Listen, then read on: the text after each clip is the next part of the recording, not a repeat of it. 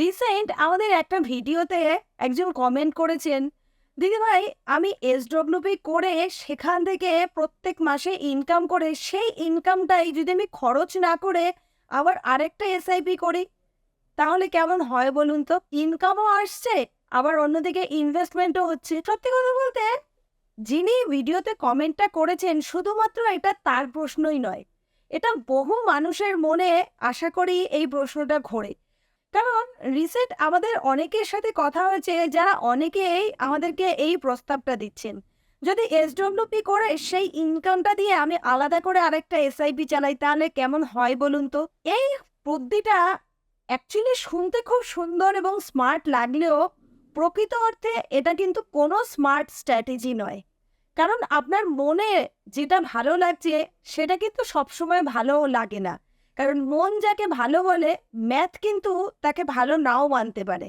আর যখন প্রশ্ন আসে ইনভেস্টমেন্টের, তখন কিন্তু মনের থেকেও বেশি প্রয়োজন বিবেক, মনের থেকেও বেশি প্রয়োজন কিন্তু ম্যাথের। অর্থাৎ আমরা ইমোশনটাকে চাপিয়ে রাখবো, শুধুমাত্র ক্যালকুলেশনটা দেখব কোথায় আমাদের প্রফিট বেশি হচ্ছে। তাহলে আপনাদের যাদের মনে এই প্রশ্নটা রয়েছে তাদের জন্য এই ভিডিওটা ভীষণ ইম্পর্টেন্ট। তাই কাইন্ডলি ভিডিওটা স্কিপ না করে পুরো শেষ পর্যন্ত দেখবেন।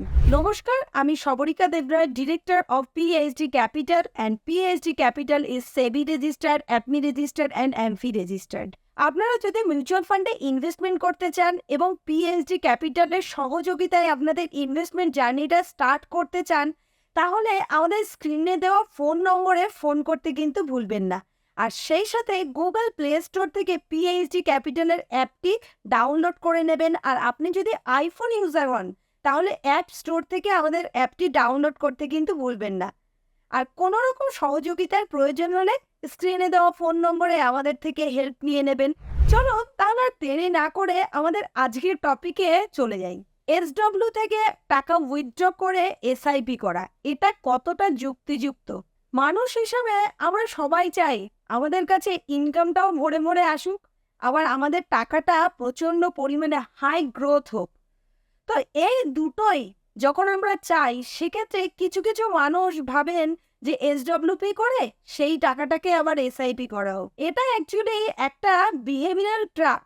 অর্থাৎ আপনার এটা শুনতে খুব ভালো লাগলেও, স্মার্টলি টাকাটাকে ম্যানেজ করছেন মনে হলেও, এটা কিন্তু তা নয়। কারণ মনে এটা ভালো লাগলেও এটা কিন্তু ভালো কোনো পন্থা নয়। এখানে ভুলটা কোথায়? এটা আমি একটা ছোট্ট উদাহরণ দিয়ে আপনাদেরকে বুঝিয়ে দিচ্ছি।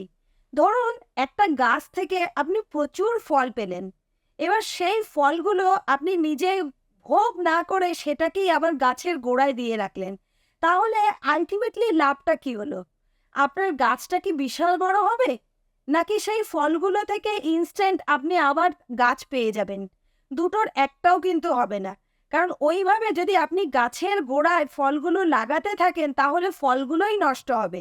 অর্থাৎ আপনি যখন এসডব্লিউপি থেকে এসআইপি করছেন, অ্যাকচুয়ালি টাকাটা শুধুমাত্র ঘুরছে, এক হাত থেকে অন্য হাতে যাচ্ছে, অন্য হাত থেকে আবার আরেক হাতে আসছে। আলটিমেটলি টাকার কিন্তু কোনো গ্রোথ হবে না। লং টার্মে গিয়ে এর কম্পাউন্ডিং এর যে ক্ষমতা সেটা একদম কমে যাবে। দেখতে এটা লাভের মতো মনে হলেও এটা কিন্তু কোনো লাভদায়ক ট্রানজাকশন নয়, এটা একটা জিরো গ্রোথ সাইকেল। এবার আমি আপনাদেরকে বলবো কেন এটা জিরো গ্রোথ সাইকেল। এটার পিছনে অনেকটা রিস্ক রয়েছে, আর এই রিস্কটা যেটা মানুষ দেখতে পায় না সেটাকেই আমি এখন আলোচনা করব। তো প্রথমেই আমি আপনাকে বলবো, এই যে ট্রানজ্যাকশনটা, এই ট্রানজ্যাকশনটা করার অর্থ হচ্ছে লসকে লসে পরিণত করা। মার্কেট যখন নিচে থাকছে তখন এসডব্লিউপির ক্ষেত্রে আপনাকে কম দামে ইউনিট সেল করে আপনার কাছে কিন্তু টাকাটা দিচ্ছে এএনসি। এবার আপনি কম দামে সেল করলেন মানে মার্কেট যে ক্র্যাশ করেছে সেই যে কারেকশনের মুহূর্তে সেই লসটাকে আপনি নিয়ে নিলেন। এইবার সেই টাকাটা আপনার কাছে আসবে, তারপরে আপনি আবার ইনভেস্টমেন্ট করবেন। ততদিনে হয়তো আবার মার্কেট কিছুটা হলেও হয়তো কারেকশন করে আবার উপরের দিকে উঠে গেছে। তো এক্ষেত্রে আপনি বাই করছেন, অর্থাৎ তখন কিন্তু আপনি হাইতে ইউনিট বাই করছেন। তাহলে আপনি লস করে সেল করলেন, এবার বাই করার সময়ও কিন্তু হাই প্রাইসে বাই করলেন। তাহলে এক্ষেত্রে কিন্তু আপনারই ক্ষতি হলো। এটা অ্যাকচুয়ালি কোনো বিনিয়োগ নয়, এটা আপনি নিজের সাথে নিজে অন্যায় করছেন। কারণ এক্ষেত্রে লোতে সেল করা হচ্ছে, হাইতে বাই করা হচ্ছে। এর পরের পয়েন্টটা হচ্ছে কম্পাউন্ডিং এর শক্তিকে ভেঙে ফেলা। অর্থাৎ এসডব্লিউপি করা মানে আপনার যে ইনভেস্টমেন্ট অ্যামাউন্ট, সেই অ্যামাউন্টের কম্পাউন্ডিংটাকে ভেঙে ফেলা।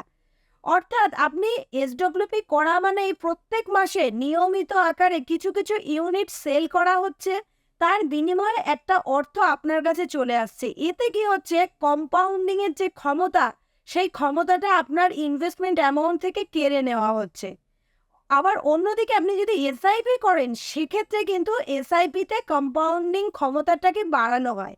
তাহলে আপনি যদি নিজের ক্ষমতায় কমাচ্ছেন, আবার সেই ক্ষমতাটাকে নিজের কাছেই ফিরিয়ে আনছেন, তাহলে দেখা যাচ্ছে মাঝখান দিয়ে একটা ট্রানজাকশনে সেই ক্ষমতাটা খেয়ে নিয়ে চলে যাচ্ছে। এরপরে একটা গুরুত্বপূর্ণ পয়েন্ট, যেটা আপনারা হয়তো খেয়ালই করবেন না যারা এসডব্লিউপি থেকে এসআইপি করার প্ল্যান করছেন, সেক্ষেত্রে হচ্ছে এক্সিট লট এবং ট্যাক্স, এই দুটো কিন্তু চুপি চুপি আপনার যে কম্পাউন্ডিং পাওয়ারের ক্ষমতা, সেই ক্ষমতাটাকে পুরো দমে ফিনিশ করে দিচ্ছে।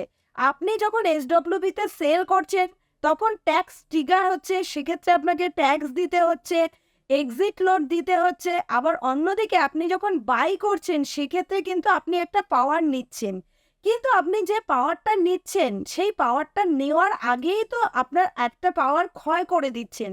তাহলে এটা সমান সমানই হয়ে গেল, এটাতে কিন্তু জিরো গ্রোথ হলো। আপনি ভাবছেন টাকা ঘুরছে, টাকা বাড়বে, কিন্তু না। Tax, exit load, short term gain tax, এই সমস্ত কিছু মিলে মিশে কিন্তু আপনার যে ওয়েলথ, সেই ওয়েলথটাকে একেবারে লিক করে দিচ্ছে। ঠিক যেমন একটা জলের ট্যাঙ্কিতে লিক থাকলে আপনি যতই জল ভরুন না কেন, সেটা কিন্তু কখনোই ট্যাঙ্কিটাকে ভরাতে পারবে না, আস্তে আস্তে কিন্তু সে নিচ দিয়ে জলটা বেরিয়েই যাবে। ঠিক তেমনই এসডব্লিউপি করে এসআইপি করার অর্থটাও হচ্ছে তাই।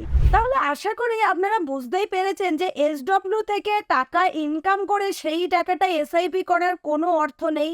এটা শুধুমাত্রই আপনার নিজের বেকার খাটনি, আর এটাতে কোনো পারিশ্রমিক আপনি পাবেন না, আপনার ওয়েলথটা ক্ষয় হবে, কম্পাউন্ডিং গ্রোথ কমে যাবে।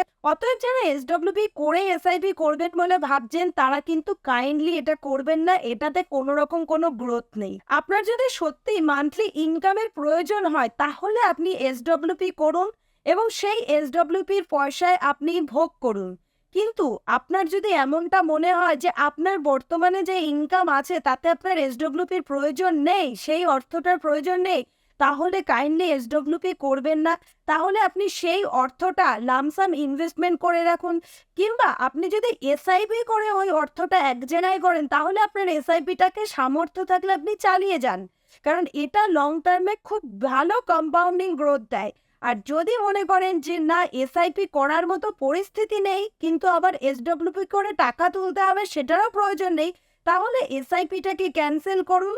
কিন্তু যে অ্যামাউন্টটা আপনার এক জায়গায় তৈরি করেছেন, সেই অ্যামাউন্টটাকে আপনি লং টার্মের জন্য ইনভেস্টমেন্ট করে রাখুন। অর্থাৎ এসডব্লিউপির সময় হচ্ছে রিটায়ারমেন্টের সময়। অর্থাৎ আপনি যদি মনে করেন যে আপনার এখন কোনোভাবেই ফিজিক্যালি আপনি ইনকাম করতে সক্ষম নয়, আপনার এই এসডব্লিউপির ইনকামের উপর আপনার জীবনটা চালাতে হবে, তাহলে আপনার জন্য এসডব্লিউপি খুব খুব ভালো একটা প্ল্যান। কিন্তু যদি সেরকম পরিস্থিতি না হয়, তাহলে কাইন্ডলি এসডব্লিউপি করে অর্থটাকে ক্ষয় করবেন না। এর থেকে ভালো আপনি লামসাম ইনভেস্টমেন্ট করুন, কিংবা অল্প অ্যামাউন্ট হলেও নিজের ক্ষমতায় এসআইপি চালিয়ে যান, তাহলেও সেটা কিন্তু ভবিষ্যতে খুব ভালো রিটার্ন দেবে। আশা করি যিনি আমাকে এই কমেন্টটা করেছেন, তার উত্তরটা পেয়ে গেছে, এবং শুধুমাত্র তিনিই নয়, আরও অসংখ্য মানুষ এই উত্তরটা পেয়ে, এবং তাদের মনেও যদি এরকম কোনো ভুল ধারণা থেকে থাকতো, তাহলে সেই ধারণাটা আশা করি ভেঙে গেছে।